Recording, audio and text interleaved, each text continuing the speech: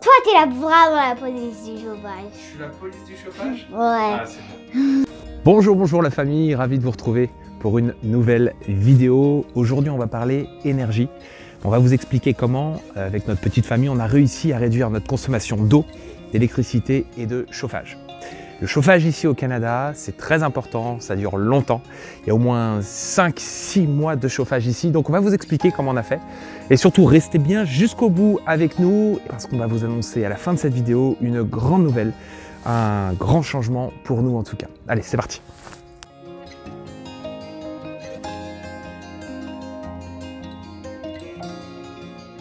Depuis qu'on est tout petit, on nous a toujours dit de faire attention à l'eau, à l'électricité et au chauffage, parce que ça coûtait de l'argent. Aujourd'hui, quand on essaye d'expliquer aux enfants de faire attention, c'est effectivement pour la facture, mais aussi pour avoir un impact positif sur l'environnement.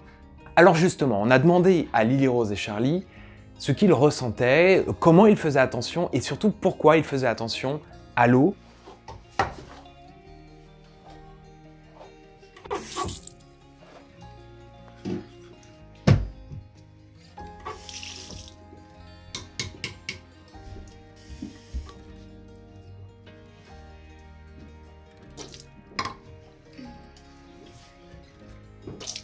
Parce que ça va déborder. Parce que ça va te déborder? Oui.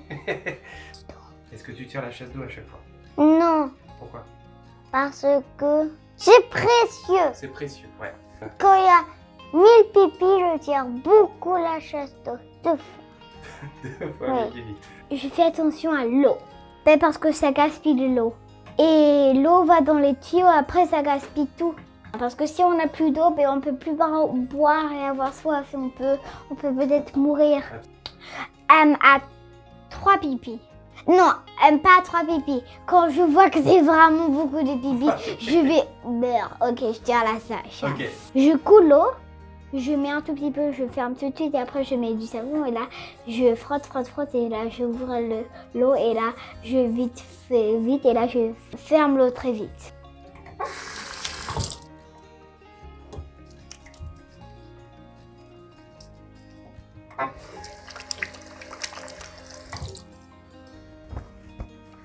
Donc je me suis renseigné pour voir combien les Canadiens consommaient l'eau. Et la moyenne est catastrophique puisqu'elle est à peu près à plus de 480 litres d'eau par personne par jour.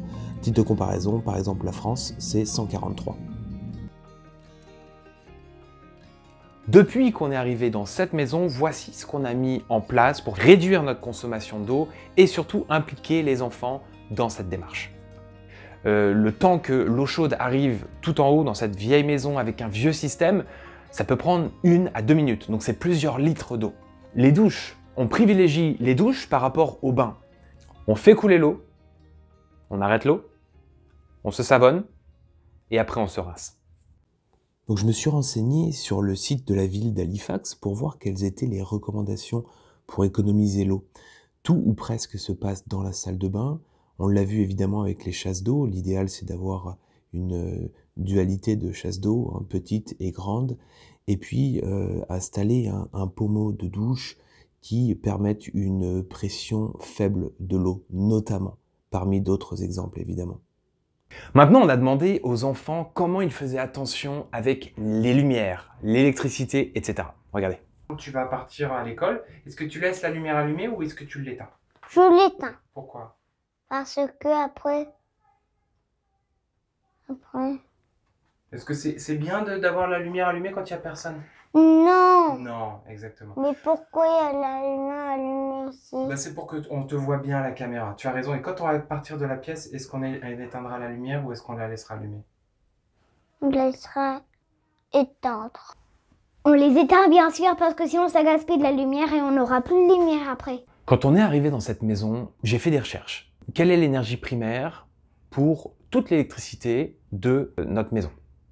Et je me suis vite rendu compte que c'était le charbon à plus de 2/3 d'électricité. Donc dès qu'on allume une lumière, eh bien, il y a 2/3 de cette lumière qui vient du charbon, qui est la pire énergie fossile actuellement. Comment on peut réduire les factures et comment on peut réduire notre empreinte carbone. Je vous donne ici quelques exemples, et vraiment, c'est pas exhaustif, mais quelques exemples à la maison. Et ça commence tout simplement avec les ampoules. Alors je vous pose une question, est-ce que vous voyez la différence entre ces ampoules et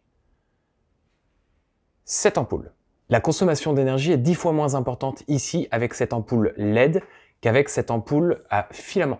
Petite précision, c'est le gouvernement de Nouvelle-Écosse, ici au Canada, qui, par le biais de Efficiency Nova Scotia, vous permet d'avoir quelqu'un qui vient vous remplacer toutes vos ampoules à incandescence par des ampoules LED gratuitement. Alors, le petit boîtier que vous voyez en haut de l'image, c'est un capteur de veille. C'est ce qui va vous permettre d'économiser beaucoup d'énergie quand vous mettez votre téléviseur en veille. Quand j'éteins le téléviseur va s'éteindre complètement, ne pas se mettre en veille. Et c'est le petit boîtier en haut à gauche qui va prendre le relais et du coup vous faire économiser beaucoup d'énergie. Donc ce qu'on fait souvent, nous, avec les machines à laver, c'est lancer la programmation différée.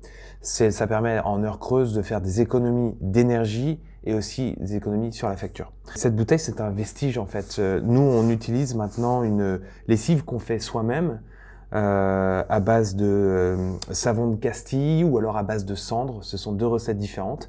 Je vous indiquerai d'ailleurs un petit peu ce qu'on peut trouver sur Internet qui est pas mal. Et puis, en parlant de déchets, je vous invite à regarder notre vidéo qui est consacrée à comment réduire ces déchets à la maison. Alors le troisième angle qu'on voulait aborder aujourd'hui, c'était le chauffage. On a demandé aux enfants, pourquoi tu fais attention au chauffage? Très longtemps. Fermer rapidement. Pourquoi? Parce que le chauffage va partir. Bien joué, bonhomme. Quand on ouvre la porte, il faut vite rentrer ou sortir et fermer la porte. Il crie. C'est la porte, tu réchauffe la rue. Toi, t'es vraiment la police du chauffage. Je suis la police du chauffage? Ouais. Ah, c'est bien. Une des options qu'on avait en chauffage, c'était la pompe à chaleur. Mais l'énergie primaire de la pompe à chaleur, c'est le charbon. Donc ça, c'est finalement assez polluant. Donc une autre source d'énergie, le fioul. Ici, donc avec un système hydraulique, tout simplement de l'eau dans des tuyaux qui parcourent la maison. Mais le fioul, évidemment, c'est une énergie fossile, donc une forte empreinte carbone.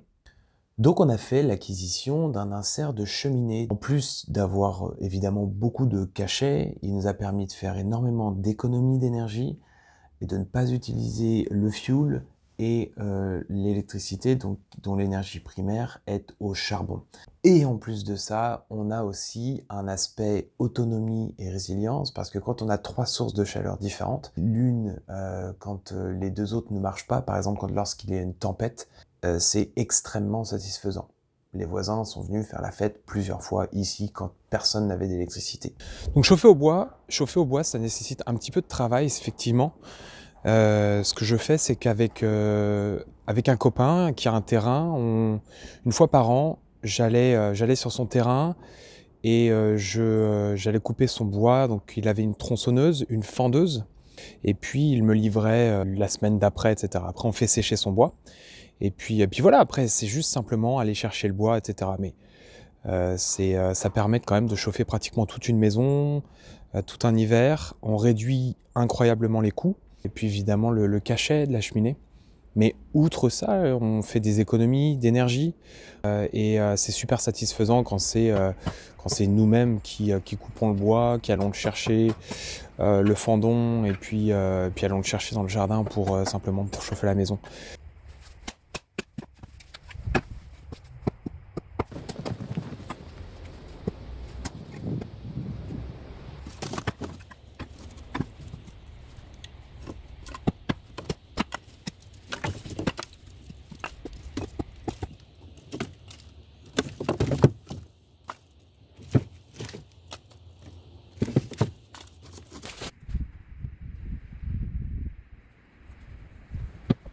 Enfin, on voulait vous parler de Bumbo.